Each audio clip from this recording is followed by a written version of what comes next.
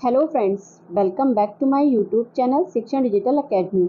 English practice for TGT PGT exam की series में हम स्टडी कर रहे हैं वोकैबुलरी को।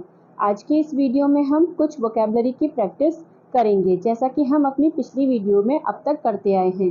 वीडियो शुरू करने से पहले अगर अभी तक आपने मेरे चैनल को सब्सक्राइब नहीं किया है तो इसे सब्सक्राइब कर लें, शेयर करें तथा बेल आइकन प्रेस करना बिल्कुल न भूलें, जिससे आपको मेरे आगे आने वाले सभी वीडियोस की नोटिफिकेशन प्राप्त हो सके।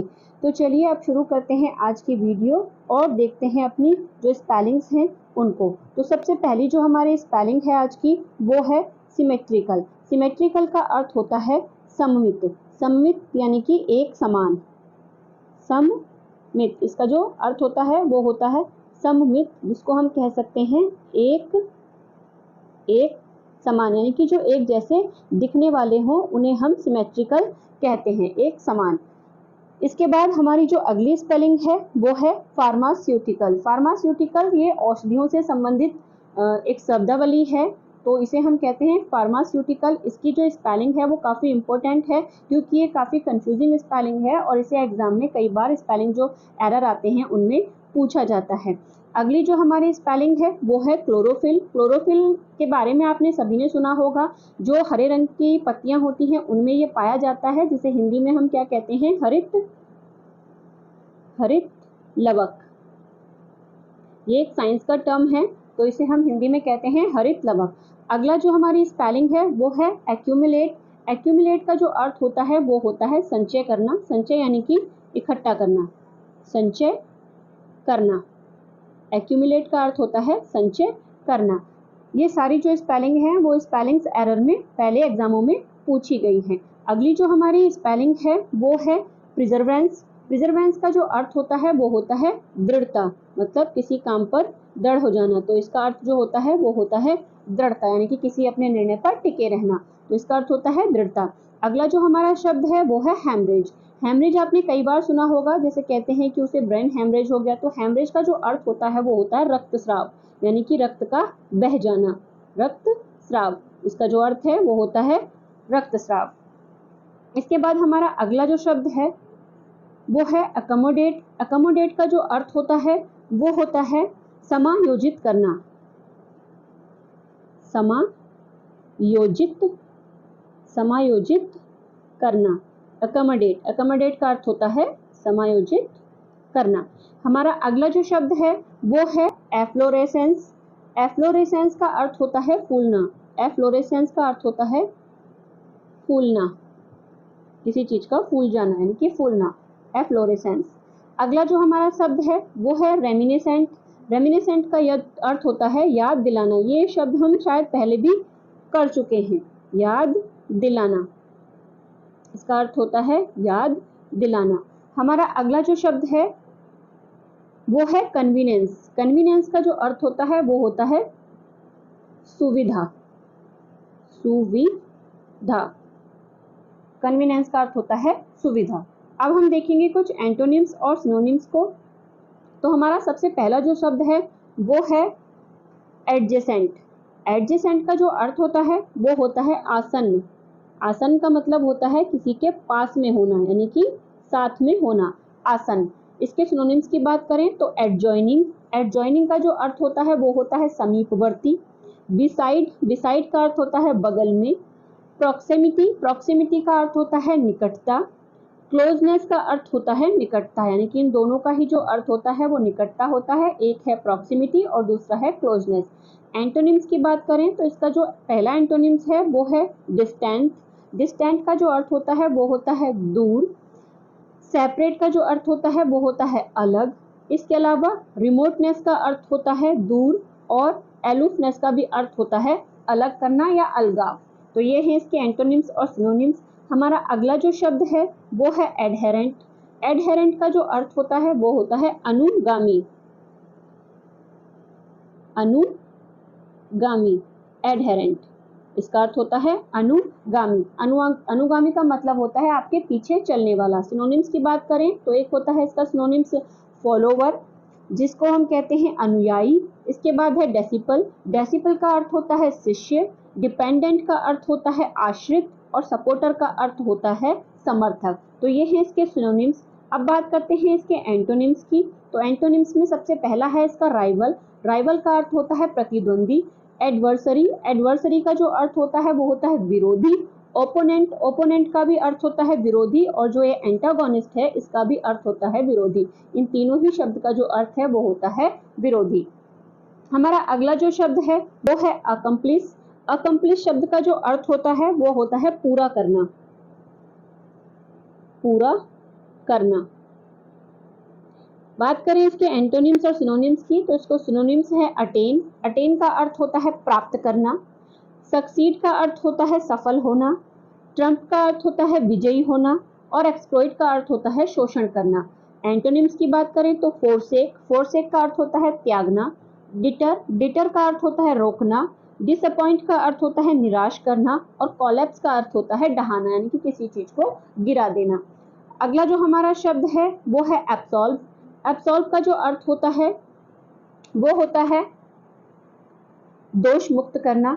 एब्सॉल्व का अर्थ होता है दोष मुक्त करना। एब्सॉल्व का अर्थ होता है दोष मुक्त करना। बात करें इसके सिनोनिम्स की, तो पहला है पार्डन। पार्डन का अर्थ होता है क्षमा करना। फॉरगिव का भी अर्थ होता है माफ करना या क्षमा करना। रिप्राइव का अर्थ होता है राहत देना।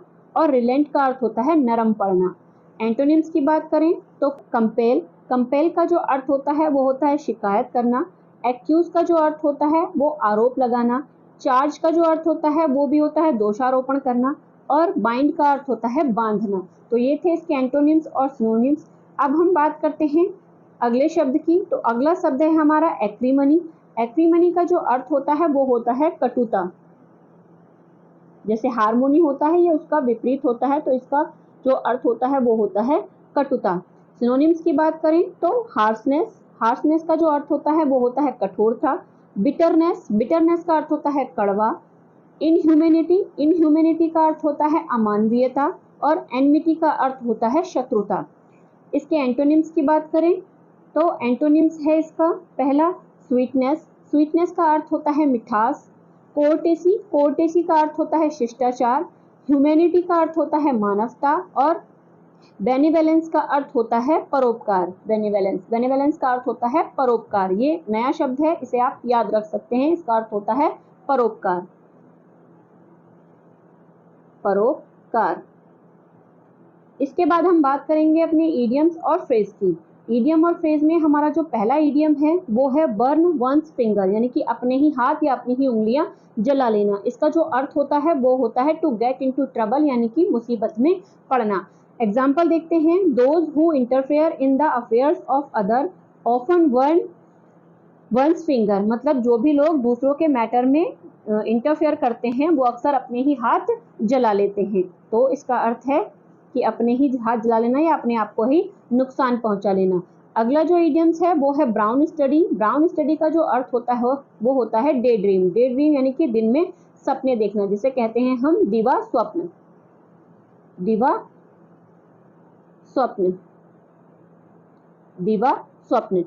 एग्जाम्पल देखिए इसका। I sat in a brown study for a long time after I had finished reading the letter. जब मैंने लेटर पढ़ना समाप्त किया उसके बाद में क्या हो गया, ब्राउन स्टडी में बहुत लंबे समय के लिए ब्राउन स्टडी में बैठ गया, यानी कि दिन में ही सपने देखने लगा। कुछ लेटर में मतलब कुछ ऐसा था जिसने उसको सपनों की दुनिया में पहुंचा दिया। हमारा अगला जो इडियम्स है वो है बैंक ऑन। बैंक ऑन का अर्थ होता है डिपेंड ऑन। डिपेंड ऑन मतलब किसी पर आश्रित होना। I am banking on you to help me, मतलब मैं तुम पे अपनी मदद के लिए क्या हूँ, बैंकिंग ऑन, यानी कि तुम पे आश्रित हूँ या निर्भर हूँ।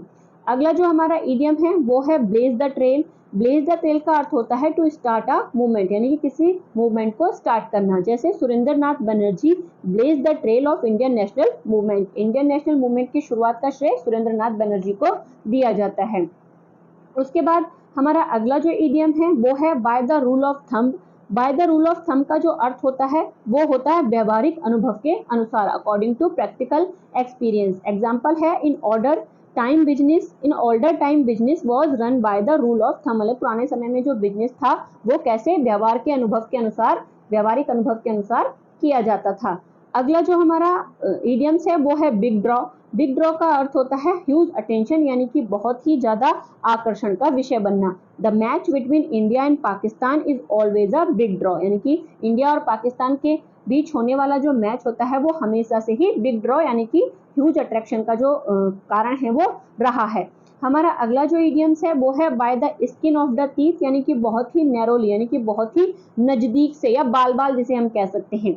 ही escaped death in the accident by the skin of the teeth, यानी कि वो एक्सीडेंट में मृत्यु से कितना बचा है, बाल बाल बचा है। तो इसका अर्थ इस सेंस में लिया जाता है। अगला जो हमारा इडियम्स है वो है born of contention. Born of contention का जो अर्थ होता है वो होता है कॉज ऑफ क्वारल, यानी कि झगड़े की वजह। सिंस इंडिया गॉट इंडिपेंडेंस, जब से भारत आजाद हुआ है, Kashmir problem has been a bone of contention between India and Pakistan, की जो कश्मीर की प्रॉब्लम है वो क्या है, बॉर्न ऑफ कंटेंशन है, किसके, पाकिस्तान और इंडिया के बीच, यानी कि झगड़े की वजह है। अगला जो हमारा इडियम्स है वो है बॉर्न विद सिल्वर स्पून, यानी कि चांदी के चम्मच के साथ पैदा होना। इसका अर्थ होता है to be born in a rich family, अमीर परिवार में पैदा होना। तो उसके लिए हम बोलते हैं कि born with silver spoon. He was born with a silver spoon, he does not have to worry about money, उसको पैसे के बारे में चिंता करने की जरूरत नहीं है, क्योंकि वो क्या है, वो तो चांदी की चम्मच के साथ पैदा हुआ है, यानी कि एक रिच फैमिली में पैदा हुआ है। अगला और जो आखिरी इडियम है हमारा आज का वो है burn candle at both and, यानी कि मोमबत्ती को दोनों तरफ से जलाना। कहने का मतलब स्क्वेंडर, स्क्वेंडर का अर्थ होता है व्यर्थ करना, व्यर्थ करना, व्यर्थ करना। जैसे after the death of his father he is burning candle at both and, यानी कि अपने पिता की मृत्यु के बाद वो क्या कर रहा है, जो भी पैसा है उसको व्यर्थ कर रहा है, यानी कि बर्बाद कर रहा है। तो ये तो थे हमारे इडियम्स। अब बात करते हैं वन वर्ड सब्स्टिट्यूशन की।